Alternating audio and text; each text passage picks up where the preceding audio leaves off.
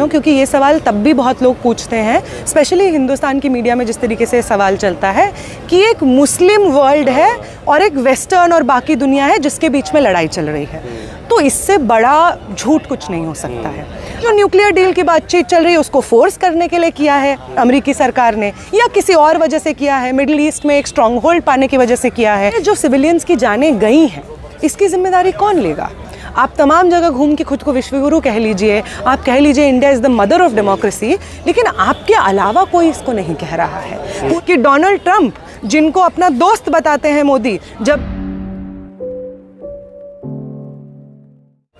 हम समझते हैं कि आज के समय पे जो फ़िलिस्तीन का एक सवाल है वो सिर्फ उन लोगों का सवाल नहीं है जो पॉलिटिकल लोग हैं, स्टूडेंट एक्टिविस्ट्स का सवाल सिर्फ नहीं है,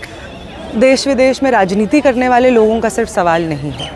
फ़िलिस्तीन के साथ आज जो हो रहा है कि दुनिया भर की कुछ चुनिंदा सबसे ताकतवर देश आर्म सप्लाई कर रहे हैं, टेक्नोलॉजी सप्लाई कर रहे हैं, ब्लॉकेड में मदद कर रहे हैं, पैसा सप्लाई कर रहे हैं इजरायली गवर्नमेंट को, ताकि वो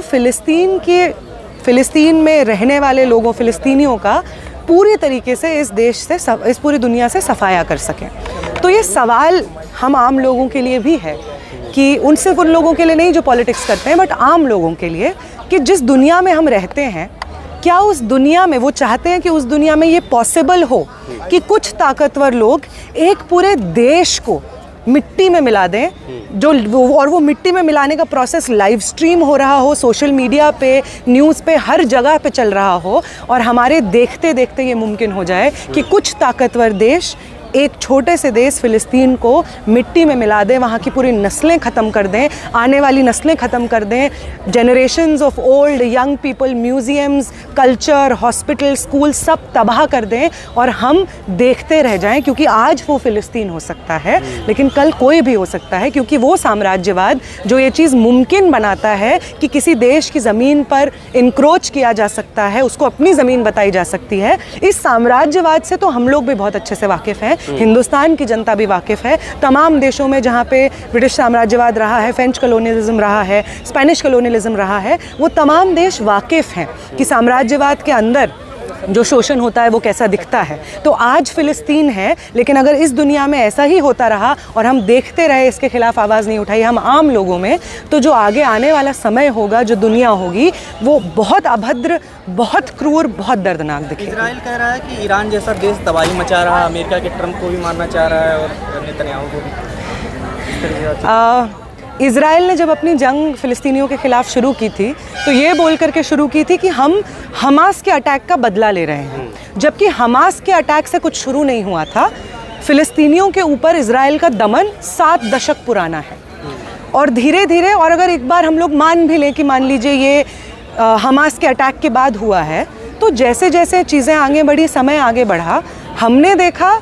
कि एक के बाद एक वो जो झूठ सामने रख रहा था इजराइल, वो साबित हुआ कि वो झूठ है। हमने देखा किस तरीके से उसने बोला हम हमास के टेररिस्ट बेसिस पे अटैक कर रहे हैं, फिर जाकर के रेजिडेंशियल एरियाज़ में अटैक किया। उन रेजिडेंशियल एरियाज़ से लोगों को खदेड़ करके रेफ्यूजी कैंप्स भेज दिया गया। रेफ्यूजी कैंप्स जब जनता पहुंची तो उन रेफ्यूजी कैंप्स को बॉम्ब किया गया। उन रेफ्यूजी कैंप्स में जो लोग घायल हुए, जब वो एम्बुलेंसेज में बैठ करके अस्पताल जा रहे थे, उन एम्बुलेंसेज को बॉम्ब किया गया। जब वो अस्पताल पहुँचे तो वहाँ पर जो पेशेंट्स हैं वो जिंदा जल गए, और उन डॉक्टर्स को टारगेट किया गया ताकि कोई भी वहाँ पे जो घायल लोग हैं उनको ट्रीट ना कर पाए, तो उन डॉक्टरों को भी मारा गया। हमने देखा कि गाज़ा में आज के समय पे कोई स्कूल बचे ही नहीं हैं,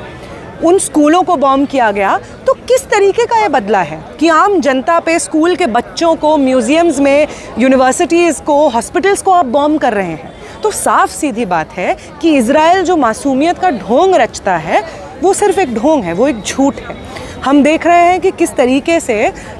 और यूएस की तो आप बात मत कीजिए, जितनी बार यूएन में ये रेजोल्यूशन पुश होता है कि गाज़ा का ब्लॉकेड हटाया जाए,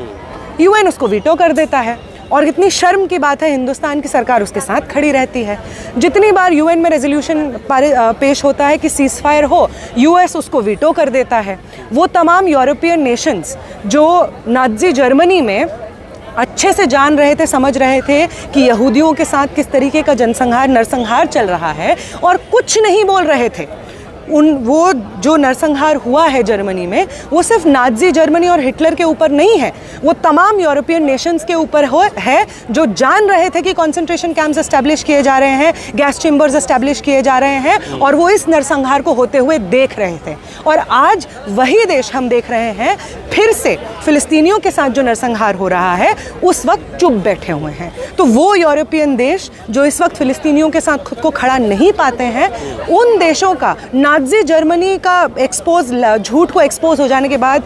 दुहाई देने का कोई मतलब नहीं बनता है, इस प्रण का कोई मतलब नहीं बनता है कि फिर हम इस दुनिया में ऐसा नहीं होने देंगे अगर आज वो फिलिस्तीन की जनता के साथ नहीं खड़े होते। पर अमेरिका अगर ये सब कुछ चाल चल रहा है तो हम भी तो अपने आप को विश्व गुरु बताते हैं, तो हमारी तकनीक कहाँ है, जो स्ट्रेटजी है वो कहाँ विलुप्त हो जा रही है फिर?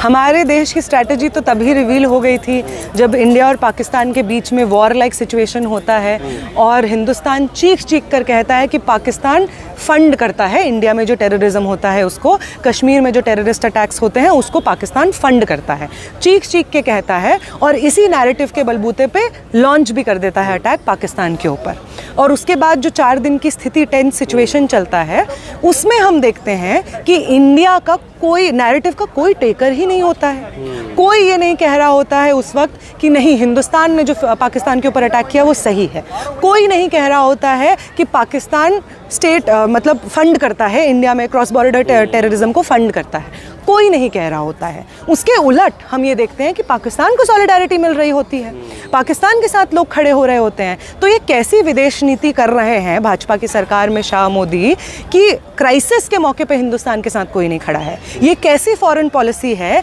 कि जब हिंदुस्तान को सबसे ज़्यादा ज़रूरत होती है ऐसे टेंस सिचुएशन में, उस सिचुएशन टेररिज्म को काउंटर करने के लिए जैसे संजीदा सवाल पे हिंदुस्तान के साथ कोई खड़े हो इसकी ज़रूरत होती है, तो हम खुद को अकेला पाते हैं। ये कैसी फॉरेन पॉलिसी है कि डोनाल्ड ट्रंप, जिनको अपना दोस्त बताते हैं मोदी, जब जाते हैं अमेरिका तो रैलीज करते हैं डोनाल्ड ट्रंप के फेवर में ताकि उनको वहाँ पे रह रहे हिंदुस्तानियों का वोट मिल सके। वो डोनाल्ड ट्रंप जब युद्ध विराम के बाद वापस अपने देश जाते हैं, प्रेस कॉन्फ्रेंस में कहते हैं कि हमने तो इंडिया को बोला था कि हम तुम्हारे साथ ट्रेड करना चाहते हैं, और अगर तुम चाहते हो हम तुम्हारे साथ ट्रेड करें तो युद्ध विराम कर दो, वरना हम तुम्हारे साथ ट्रेड नहीं करेंगे। मोदी जी के परम मित्र यूएस प्रेसिडेंट ये कह रहे हैं कि हमने ब्लैकमेल किया इंडिया और पाकिस्तान को सीज फायर करने के लिए। ग्लोबल स्टेज पे ह्यूमिलिएशन है ये। तो ऐसे देश के साथ में हमारे देश के जो प्रधानमंत्री हैं, जो समय पे जब उन्हें मन करता है वो दोस्त बता देते हैं, और जब हिंदुस्तान को सबसे ज़्यादा ज़रूरत होती है तो ट्रंप उनकी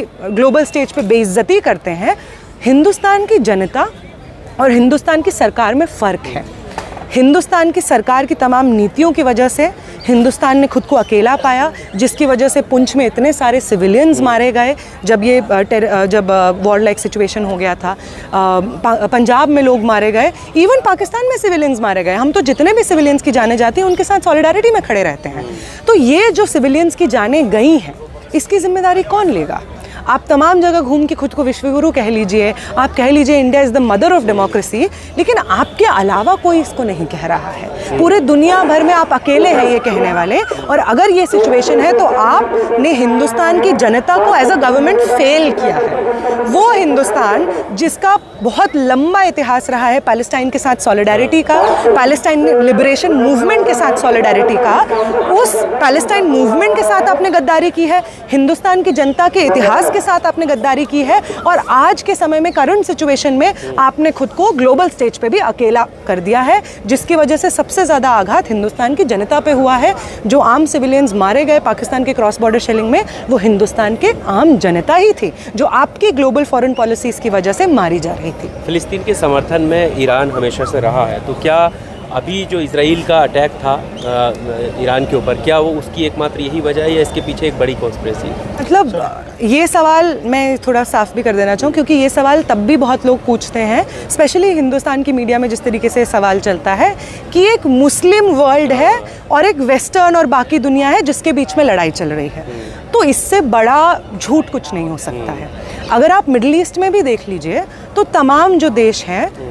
बहुत दुर्भाग्य की बात है कि स्टार्टिंग में बहुत पॉस्चरिंग के बाद आज वो इजराइल के साथ खड़े हैं, मुस्लिम नेशंस इजराइल के साथ में खड़े हैं। ईरान उनमें से एक है जिसने फ़िलिस्तीन का समर्थन किया है। साउथ अफ्रीका के वो तमाम देश जिन्होंने साम्राज्यवाद के तले गुलामी झेली है, शोषण झेला है, वो फ़िलिस्तीन के साथ खड़े हैं। तो ये एक रिलीजियस क्वेश्चन नहीं है, ये Muslim question versus the rest of world नहीं है, ये मिडिल ईस्ट के कुछ Muslim countries versus western countries और पूरी दुनिया नहीं है। ये सवाल फंडामेंटल जस्टिस और ह्यूमैनिटी का सवाल है। और जिस तरीके से इजराइल ने अटैक किया ईरान पे, ये एक बहुत ही नासमझी का क्वेश्चन था। पूरे मिडिल ईस्ट का जो पॉलिटिकल डायनामिक है, वहाँ के पीस को ये चीज़ जेपरडाइज करता है। ये जेपरडाइज करता है सालों से। आप मतलब हम ये जान रहे हैं कि अमेरिका और ईरान के बीच में बातचीत चल रही थी, न्यूक्लियर डील की बातचीत चल रही थी, और ये चीज़ जानते हुए, अमेरिका ने ये जानते हुए, और अमेरिका और इजराइल के बीच में तो जो संबंध है वो सबसे वाकिफ़ है, और ये बात बार बार सामने आई है कि इजराइल ने जो ये अटैक किया है ईरान के ऊपर, वो कहीं ना कहीं अमेरिकी जो सरकार है उसके साथ बातचीत में किया है। तो जो न्यूक्लियर डील की बातचीत चल रही है उसको फोर्स करने के लिए किया है अमेरिकी सरकार ने, या किसी और वजह से किया है, मिडिल ईस्ट में एक स्ट्रॉन्ग होल्ड पाने की वजह से किया है, इजराइल को मिडिल ईस्ट में अपना नुमाइंदा बनाने की, उसकी मुहिम को मजबूत करने के लिए किया है। ये तमाम रीजंस हो सकते हैं, लेकिन जो एक चीज़ ये नहीं है वो ये है कि एक Muslim world, Muslim countries versus the rest of the world नहीं है। वो तमाम लोग जो किसी भी धर्म से आते हों, किसी भी कल्चर, किसी भी कौम से आते हों, जिन्हें लगता है कि एक इंसान दूसरे इंसान के साथ क्या बर्ताव कर सके, उसमें एक बेसिक मिनिमम जस्टिस, सौहार्द, मोहब्बत, ये सब चीज़ होनी चाहिए, उसे आज फ़िलिस्तीन का भी परचम बुलंद करना होगा। खबरों में बने रहने के लिए फोरम 4 को सब्सक्राइब करें और नोटिफिकेशन पाने के लिए बेल आइकन दबाएं।